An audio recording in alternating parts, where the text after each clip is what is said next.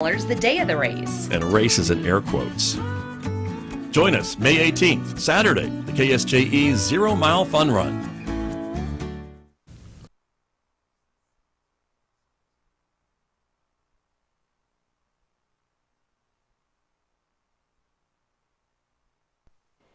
KSJE is supported by San Juan Regional Medical Center, whose vision is to deliver world-class care, making life better for the communities they are privileged to serve.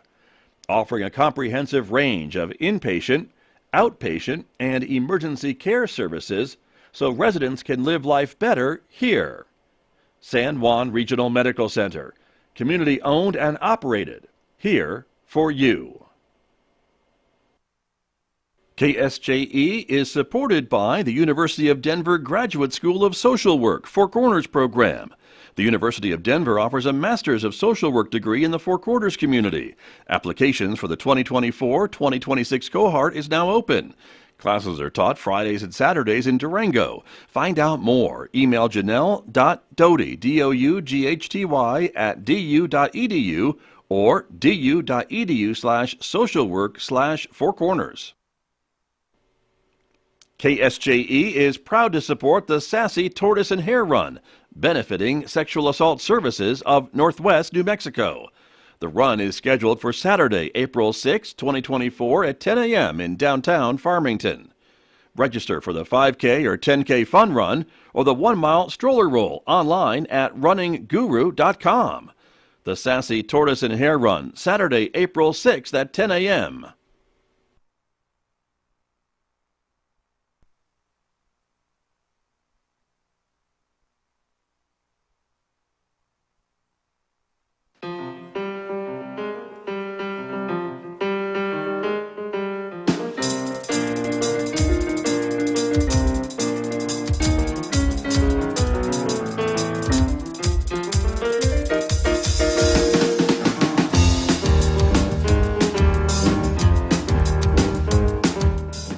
Fifty minutes past 8 o'clock. It is Thursday morning, the 21st day of March, 2024. Good morning, everyone.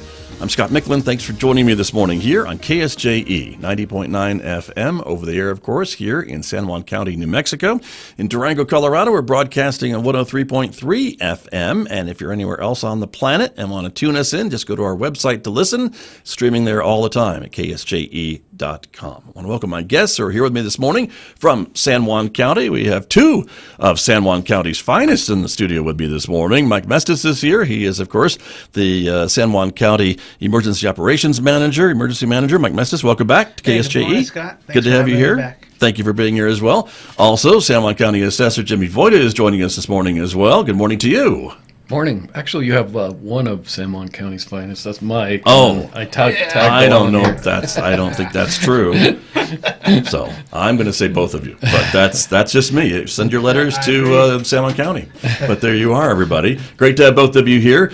Jimmy, I want to kind of start with you because you have an event coming up that is of interest. It should be of interest to veterans in the community because the way the rules are here in New Mexico, they could get some good benefits, I think, from your office and others. So talk to me a little bit about that. Yeah, we're having an event on April 2nd from 9 till 3 for the veterans. We actually started doing this a couple years ago, and it's been a big success.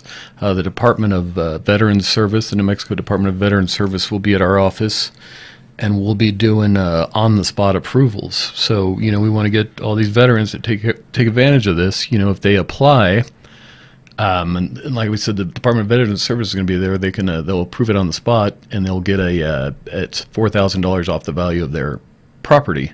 So it saves them about $50 a year, and then they don't have to reapply every year. So once they apply, as long as they own and live in the house, it continues every year. And actually, there's some legislation, I believe, that this may be increased. So it'd be more than the $4,000, which will save them even more money if it goes through. So, I gotcha. But if you're in, you're in, I guess. Is that right? Yeah. Right? So they wouldn't have to. If it goes up, they wouldn't have to reapply or anything. But we want to get all these veterans to to say thank you, and this is legislatively approved, and we want them to take advantage of this. They earned it, and it saves them a little money. And all you got to do is come in and apply. And if you can't make it on April 2nd, you can come in and apply another time, but you have to apply by the end of May for it to count this year. But like I said, once you apply, then it continues every year. Got you. And I would imagine when you have these types of events, you probably find veterans who weren't aware that they were eligible for property tax savings like this, as you described, that it's on the books. Yeah. It's we try to put the word out. We put ads in the paper and do as much public relations as we can. But yeah, we do. And like I said, the last couple of years it's been a huge success. So we want to keep the ball rolling here. And, if you're a veteran, come in and take advantage of it. April 2nd, they'll be doing on-the-spot exemptions there at the county. And then if you can't make it then, you can come in and we'll mail off the application. Takes a couple more weeks. But, we want you to take advantage of that. And if you know a veteran, not only tell them thanks, but, have them apply for this. Sure. Very true. And while I've got you here, Jimmy Voita, there are a lot of other things that homeowners, property owners can apply for. We were talking before we came in on the air this morning about the head of household exemption that I think is also another one that maybe a lot of folks aren't even aware of. You don't have to be a veteran, but just living in the house that you're buying or own. Right, yeah. So exactly, and this one's a real easy form. All you got to do is come in and fill out a form, or you can call us and we'll mail you a form. You just have to own and live in the house, and you'll get $2,000 off the value of the house. And that's another one that just continues to once you apply, as long as you continue to live and own in it, then you don't have to reapply every year. So it saves you quite a bit of money, and we want people to take advantage of that as well. Right. And another one we've got is the senior freeze and the 100% disabled. So if you're a senior, if you're 65 or older and you make $41,900 or less then you could get a freeze. And it's a legislatively approved kind of a little savings, and it depends on your income how much you're going to save. But take advantage of it. Come in and apply. We're more than happy to help you out, and we'll walk you through the process. And we're going to need some tax forms and some other stuff, but we want people to take advantage of these exemptions. Sure. The freeze is from the evaluations, I guess, right? And there's a limit to how much they could go up, but if you're frozen, then they're not going up at all. Right, that's correct. Okay. Yeah, so it'll freeze, and it'll go back to the date that there's a lot to it. But yeah, it'll save you, it saves a lot of people a lot of money. And I know, especially seniors on fixed income and stuff, it can be a little tight. They have us come into our office and tell us our stories. We're like, man, it's hard sometimes. Sure. So take advantage of this. Somebody tell them, talk about it, Right. There are a lot of these things that are available that maybe folks don't know about, which is, I know you spent a lot of time explaining it to folks like you are this morning. Yeah, exactly. So, right. Yeah, we want people to want to reach out and want people to take advantage of this stuff. And, the staff at the assessor's office is very, very good. They're real helpful, and, call us. We'll be more than happy to walk you through any of this stuff. But, we want the community to take advantage of this. Very good. And your veterans event, again, is specifically coming up on April 2nd. If folks aren't available, they can come in any other time and get help with that. That's correct, exactly. April 2nd in Aztec? In Aztec. They're at the office? 100 South Oliver at the main county building there. What time are you getting started? We're going to start from 9 and go till 3 o'clock. Okay. And you'll have some veterans services folks there as well to help explain other benefits that veterans could be getting? Yes. Yep. Okay. Yeah, they'll be there, and bring your DD 214. And call our office. Actually, we can walk you through it. But, okay. Yeah. Very good.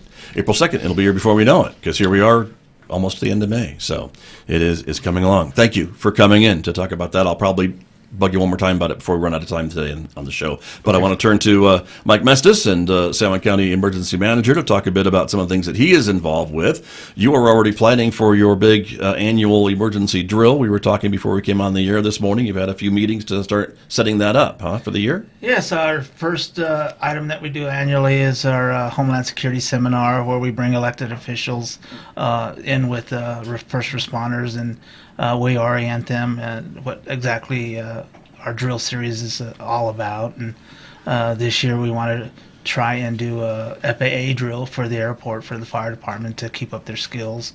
So we orient our elected officials on what we're doing, and that just goes back to the support that they give us and they continue to give us. And we entertain the Department of Homeland Security from Santa Fe as well, and show them that what we're doing with our training dollars is actually beneficial. Right. Very good. And that drill will take place later in the year then, correct? As you start planning on it? You're exactly right. Yes, we'll start planning here in about April. We'll do a monthly meeting, and leading up to our drill in October, first or second week of October. So it's not set in stone as of now. Gotcha. Very good. Also, I wanted to ask you a bit about there is a hazardous materials drop-off event this weekend, I think Saturday, in Aztec. It is for county residents and residents of Bloomfield to take advantage of, right? Yes, you're right. So annually, in the spring and fall, our office, through the local emergency planning committee, hosts the household hazardous waste event. And so what that is it was a brain child of Tori Larson, our LEPC president back in the 90s. Wanted to be conscious about the environment here in San Juan County, and we saw that there were chemicals and pesticides being dumped in the arroyos and in the streams, and we wanted to try to prevent that. So we partnered San Juan County with the Environment Cleanup Company in Albuquerque, and they come up twice a year, and we take household chemicals, cleaners, Drano, pesticides, lawn fertilizers, things like that you find in your garage and you want to get rid of. It shouldn't go to the landfill. Shouldn't Let's be go clear. to the landfill. Yeah. You're right, or be dumped in arroyos. Right. Yeah. Nothing should be dumped in the arroyos, by the way. So it's strictly for residents. No commercial drop-off. But you are right. We do it for the county unincorporated parts of the San Juan County and the city of Bloomfield. You mentioned why not the city of Farmington and the city of Aztec. It's because they've opted to the pickup home delivery service. Right. Pickup service. And so for residents of Farmington and Aztec, they can get their hazardous waste picked up through their trash company, Waste Management, I think, yes, right? it's called Pick Up at My Door. Anytime. Information Anytime during the year. It does not cost. Yeah, it's log part of on the to bill. the- It's part of your it's trash part of bill. the bill that you pay. Yeah, they're already paying for it now, and all they have to do is log on or call the city of Farmington or the city of Aztec, and they'll arrange it for them. Right. But for the folks in the county and for folks in Bloomfield, this is their opportunity twice a year to get rid of these things. I know, dead batteries, and there's a whole list of things that are accepted at this event, and a whole list of things that are not. So just so folks are clear, they should check to make sure that the things they're wanting to drop off are on the acceptable list. Yes, and again, it's Saturday, March 23rd from 9 to 1 at 100 South Oliver in the parking lot. You'll see large dumpsters there. You'll see a line as we form at 8:30 in the morning, and we'll check you in at the road, and we'll verify your address through driver's license or utility bill. And we'll advise you whether the stuff that you're bringing is yay or nay. But we don't want 55-gallon drums of oil or commercial paint, things like that. It's household stuff that you want to clear your garage of. Right. And there's a list on the emergency management website, Facebook page, San Juan County page, so plenty of information out there. True. And I think you shared it as well on yours. We did because we know folks are watching for that. I think like electronic waste is one of the not acceptable things that maybe is on the list. If That I is recall correct. correctly. So Electronic waste is not. In April, and I don't have those dates in front of me, there's dumpster weekend, and that's where we send people that bring that type of stuff in. Right. Misconception, they try to bring refrigerators and washers and dryers, and we say, no, this is household chemicals, but the alternative is dumpster day on these days in April. And that's the 13th and 14th, as I just looked it up. That's a Saturday Okay. and Sunday, so that'll be the other thing. And that's yard waste and other stuff, too, I think, on those dates as well. You are correct. And in conjunction with the city of Farmington doing dumpster days, the county does that as well, and they allow free drop-off at the landfill and the dumpster stations. Right. So things to keep track of for spring cleanup. I know my yard is in need of some attention, so it's always good timing to get me motivated to get those things done. So thank you for sharing that as well. I also, while I got you here, Mike Mestas, I want to ask you a little bit about, I know you're always keeping an eye on the snowpack and rivers. Flooding is always something that we think about in the spring. This year seems to be so far so good. I don't want to jinx anything, but what do you knock think? on wood. So far so good, but we're getting more snowstorms here in March. That's true. But out of my office, and the floodplain office, as you know, Michelle Trubitilin, we keep an eye on the stream gauges as the Animas is uncontrolled. Right. And we keep an eye on that for the residents, and we try to alert people on what's going on. Prevention is the key. We also keep an eye on with the Bureau of Reclamation with Susan Beharry on Navajo Dam as well, because if there's enough water to release, they want to do their spring release out of Navajo Dam for the wildlife habitat, which causes some flooding in Bloomfield in the river corridor. So we keep an eye on that. We have plenty of sandbags on hand, and so, yeah, just prevention is the key, and just keeping an eye on things. Very good. But so far this year, it seems like it's going to be a pretty average snowpack year, an average runoff year so far. So far, it looks that way. You and I were speaking before after I got here. That it looks like it's about 100%, 98% of normal Right. On the Animas corridor, and then the Wolf Creek area, I think it's about 109, 110, something like that, percent of normal. So, Right. So that means average runoff and not peak, because last year when we had the Animas flooding or at high peak, we were at like 150% of normal last year, so Yeah. we were really concerned. Very true. Very true. You mentioned Navajo Lake. I just wanted to ask, I think the water levels have come back up a great amount in a lot of the lakes in the area, even like Powell and things like that. Folks were pleasantly surprised to see those water levels coming up because they were getting dangerously low. Navajo, not dangerously low, but still low, but is coming back up. That's good. Yeah, you're right. Those levels increased last year, and we had a meeting with the Bureau of Reclamation a couple weeks ago, and they provided the charts. And even though those levels were high, the lakes are pretty well full, but Navajo Dam's only at 65% Still. at Okay. this time. Still, So there's room to... So there's room to fill. Okay, So. very good. Well, we know it's a great resource for both water and power and recreation, and so it provides a lot of things to the region. So, Yes, want to see for it sure. healthy and things along that line. Another thing I know that you're keeping an eye on that you've been told that's happening around the country, not necessarily maybe as local, but that's measles. There's a attention to measles cases these days. Yeah, as you know, the Office of Emergency Management is involved in everything, and we give credit to our local emergency planning committee, the LEPC, but subgroups out of those committees are an example, the Safe School Committee, which we continue to provide training for our school safeties and lockdown drills, things like that. But Public Health Committee is one of those committees. Discussion this week on what's going on around the country, because we like to stay up on things, is the measles outbreak that's going on. We had noticed that it went from 13 states to 27 states just within a month. So There are documented cases of measles now in these states, right? Yeah, nothing in New Mexico yet, but I keep an eye on the news and see that there's closing of schools and outbreaks in Chicago, things like that. So as the emergency manager, I want to stay ahead of it. And funny story, going back to COVID, they were teasing me, why are you concerned about coronavirus?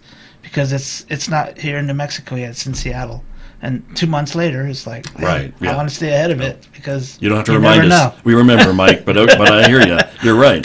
And it's amazing. If it taught us anything, it's how fast things like that can spread. Yeah, and I always want to be prepared, and we always brag about how San Juan County was more prepared than others in the state because we're proactive. Right. Here. And we appreciate that, and that's because of the work of you and your committee and the people that work in your department. Yeah, and all the community officials that have bought into the program. Right. So we thank you for that, and keeping an eye on all the other things that are out there. Measles just being one thing, and there could be something else. Who knows? But I know you're always keeping an eye on stuff like that. So that's really important. Anything else that you're keeping an eye on here as we move into spring and then maybe summer? Well, not maybe summer.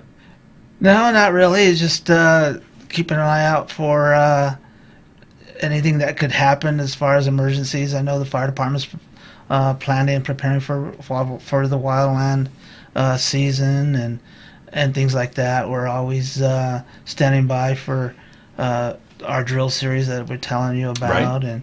and working on grant applications and trying to bring in funding for our teams. There you go. Very good. Well, we appreciate that. Again, the hazardous materials drop-off is this Saturday in Aztec for residents of San Juan County, the unincorporated areas of San Juan County, and also the city of Bloomfield. And the timing again, what time do people get started over there? From 9 to 1, and we'll start lining up about 8:30. So. Okay. And then this year, something if I can plug. Yeah. The National Guard wants to partner with us, so I invited them to come and help us with check-in. But they also wanted to bring a few of their vehicles and set up a recruitment tent. And, Oh, cool. And so people that are driving through are welcome to stop in and say hello to our local National Guard and our new commander that is.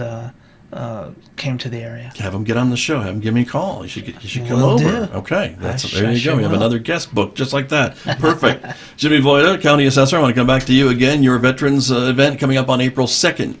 And That's remind cool. us again the time of that. Yeah, that's from 9 to 3. It's for veterans. They have on-the-spot approvals. The New Mexico Department of Veterans Services will be there, and come in, bring your DD-214, and we'll get you approved on the spot. It'll, if you own and live in your house, it'll save you about $50 a year, and if some legislation goes through, then it'll save you even more. And as long as you continue to own and live in the house, it'll just go on automatically, so it'll save you money every year. So we encourage you to take advantage of that benefit that you earned and come in and get signed up. There you go. Very good. And that April 2nd is a Tuesday.